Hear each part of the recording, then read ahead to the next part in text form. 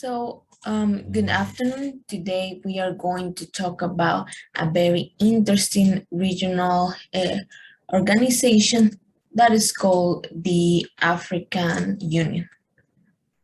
First, the African Union, this organization is abbreviated as AU, and it's a continental union consisting of 55 member states located on the continent of Africa.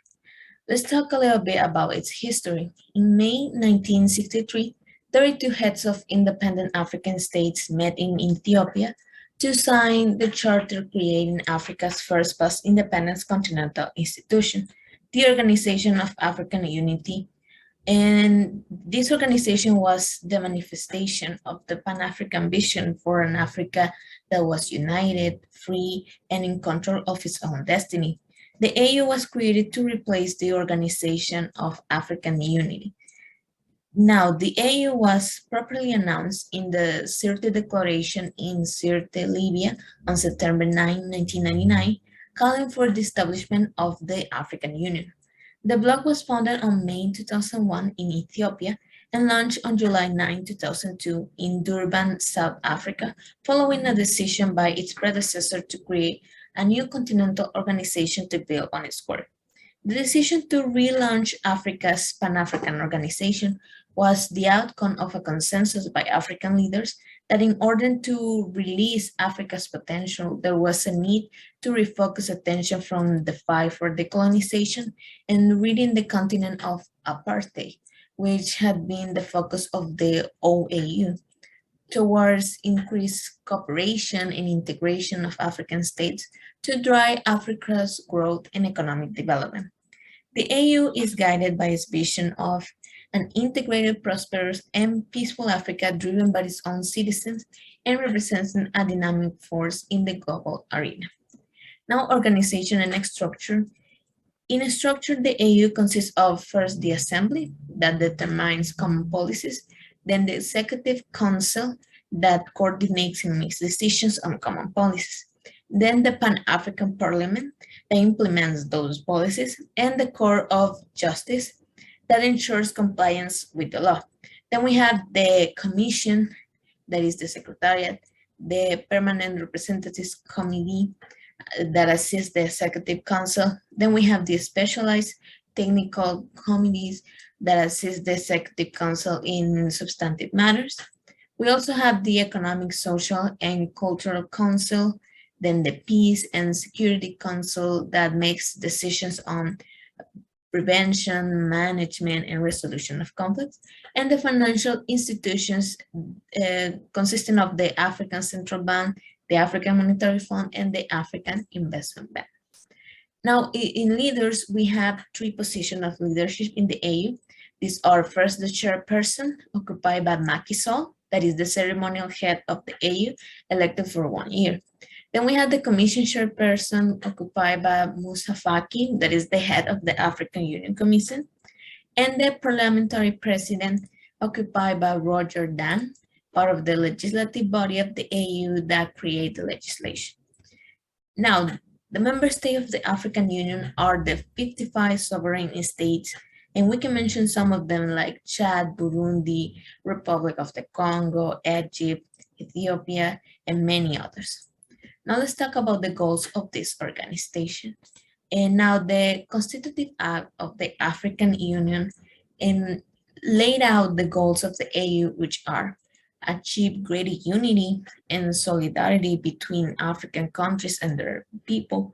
Then we have defend the territorial integrity and independence of its member states.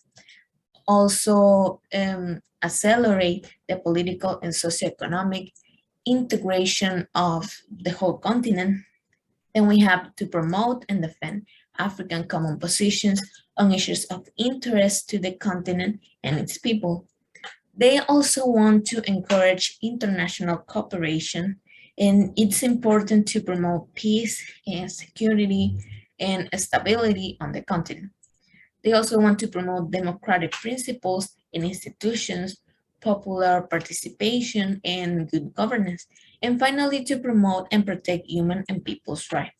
Then on future goals, Here we also have that these goals are compiled in the Agenda 2063 called the Africa We Want.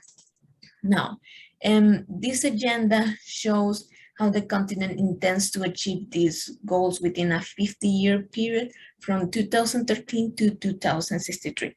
Some of them are first, increase peace and reduction in the number of conflicts, then renewed economic growth and social progress.